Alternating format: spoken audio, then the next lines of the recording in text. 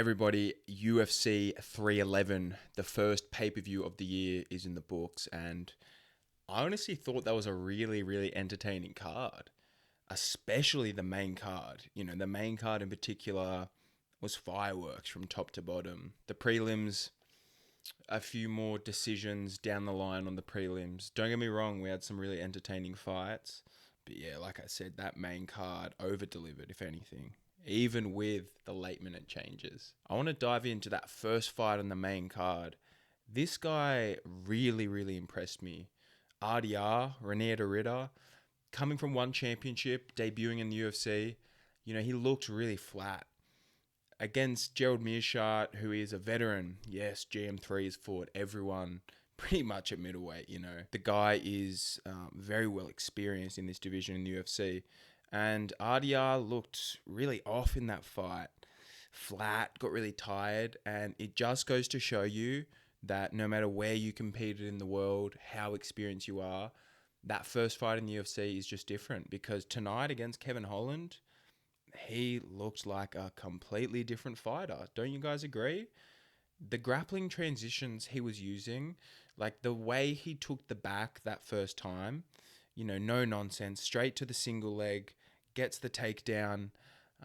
And like I said, spent a little bit of time in the guard there, but once he had that first transition to the back, it was beautiful to watch. It was like they were grappling in the gi.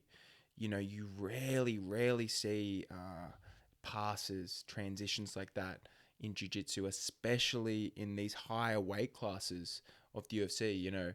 The smaller guys can scramble really, really well, but this wasn't even scrambling. This was just beautifully thought out, great fundamental jiu-jitsu. Like RDR, the way he was able to move to the back and how quickly he had that choke sunk in was a thing of beauty.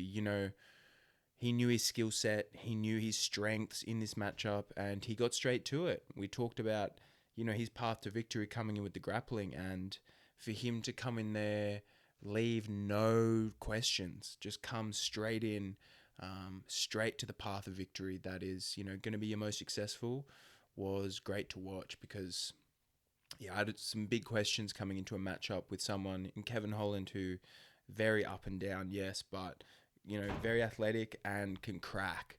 So yeah, RDR really impressed me tonight, and I think he's a really, really exciting fighter.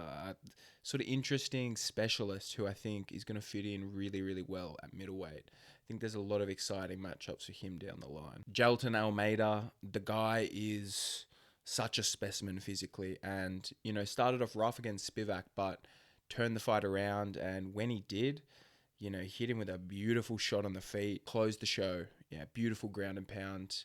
And Almeida is someone who lost to Curtis Blades, but apart from that Derek Lewis fight, he's finished everyone else, and his striking looked really well improved tonight, because usually he's, pretty panicky to get it to the ground. But yeah, tonight, the shots that he hurt Spivac with on the feet, it was beautiful, and it was nice to see some additions to his game in such a grappling heavy style. This is the fight we were all excited for, all looking forward to. The people's main event. Jiri Prochazka, Jamal Hill. Boy, did this one deliver. Stylistically, we knew going into this fight that it was going to be a barn burner. It was going to be a war. Just the way Jiri Prochazka puts himself into the fire, and Jamal Hill, he doesn't back down from a fight either. So yeah, we knew this one was going to be exciting, but boy, did it over-deliver. Like, the chin on Jamal Hill, to take as many clean shots as he did from Jiri Prochazka tonight was pretty special. To get dropped multiple times, but to stick with it, yeah, the guy, even though he got finished in the third round, in a really back and forth fight, he is so, so tough. Going into this fight, I thought, Jamal Hill being more technical in the boxing, potentially he was going to have some success finding Yuri's chin, counter-striking. But I was completely wrong. The counter-striking was coming all from Jiri Prochazka. In that first round, he was using this beautiful style with the head movement, using it to pivot into shots, to counter shots. His defense looked like it was much improved. In the first round, I'm watching it going, who is this guy? Yeah, that was really cool to see because Jiri Prochazka, someone who is so known for his offense and, how unique that offense is so special, but the defense has always been lacking a little bit. He's put himself into the fire, and yes, he took some clean shots tonight, but nothing like the Rakic performance. Tonight, he looked much more defensively measured, and he looked like a better fighter because of it. Like, I think this was a really, really strong performance by Jiri. I think that Jiri, in that chaos of a fight, he just cannot be played with in there. So Jiri Prochazka, answers some questions, removes some doubters again, and shows that his power in this division is not to be messed with. Like, I thought Jamal Hill was going to have an ability to hang with him there on the power and hurt Jiri, but it just goes to show you how powerful Alex Pereira is, because he's the only guy who's been able to hurt Jiri. Like, really, Jiri just walks through the rest of these guys at light heavyweight who are massive men who know how to crack. So, yeah, this was a bit of a surprise to me, and it's so heartwarming to see Jiri Prochazka, one of the biggest fan favorites we have in this entire game, getting like a win like this, getting back in the winner's circle, and doing it in such a competitive, exciting fight. Yeah, Jiri is authentic, one of one, a special, special warrior with a special spirit, and I cannot wait to see what he does next. Jamal Hill, I think he, if anything, won some fans tonight. Like, yes, the guy had put himself out in the media as such a villain leading up, but he had a really good performance tonight. He showed out, and even if it was the toughness, that was a lot of that, regardless. Like, for him to stay in there with Jiri, go toe-to-toe with him like he did, is nuts. It's so crazy. No one can figure out that style of Jiri, of just, when he's in front of you, the stuff is coming from such weird angles, and the pace, the timing of it is so off that he freezes so many guys and makes them react. He did a great job tonight. I think this was the fight of the night. Pay these guys the bonus because, this was special. Merab Dvalishvili does it. He remains the bantamweight champion, giving Umar Nurmagomedov his first professional loss. And who saw this one coming?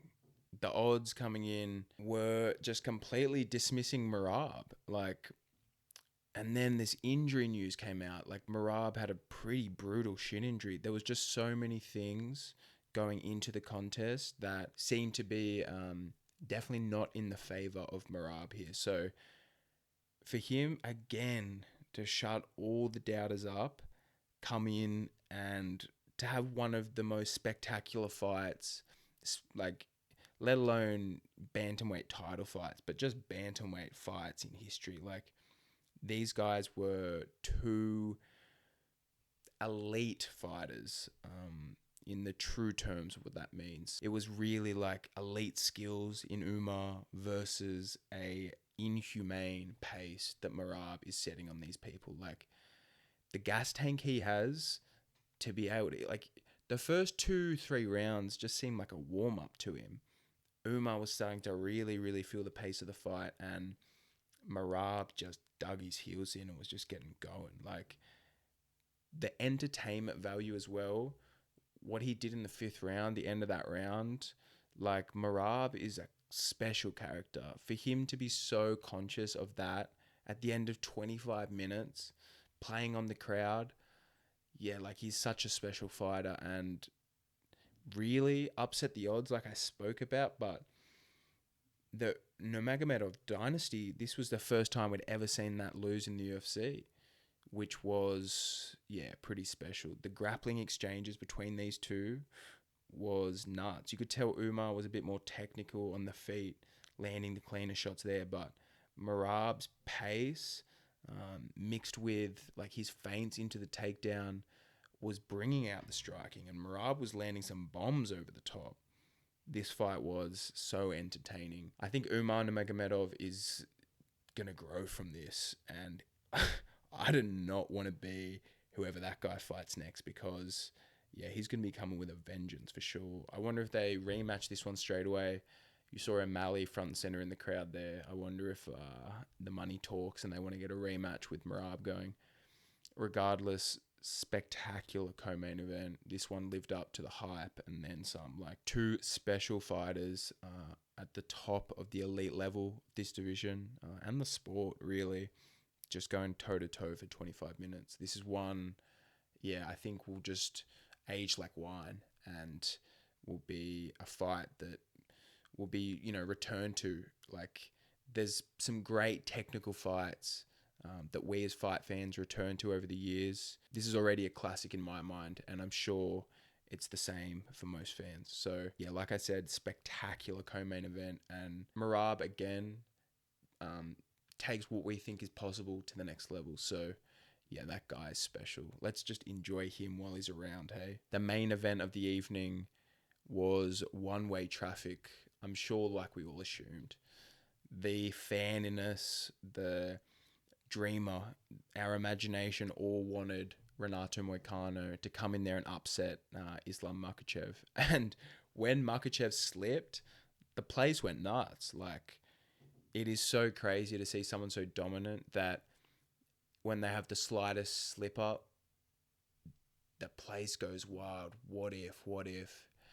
Makhachev shut that down super quickly, took down Moicano, and as soon as he got it to the ground, you could tell the different levels. Like, it was one thing when they were standing on the feet. Makhachev's grappling is spectacular, and Moicano created a scramble, gave up his neck.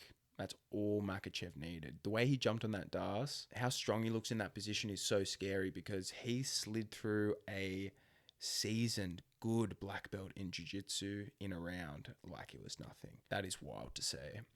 When we look at the numbers, the dominance, he improves his records, now has the most consecutive title defenses at lightweight, and he's just one win away from tying Anderson Silva's fabled record of 15 fights, won in a row in the UFC. Islam Makhachev is becoming an all-time great very quickly in front of our eyes.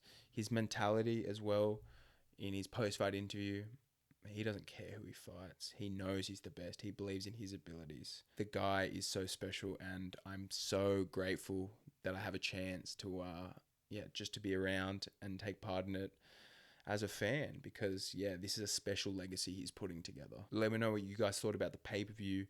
We had some really, really interesting fights all the way down. I want to talk about as well, Payton Talbott. The hype gets cracked a little bit.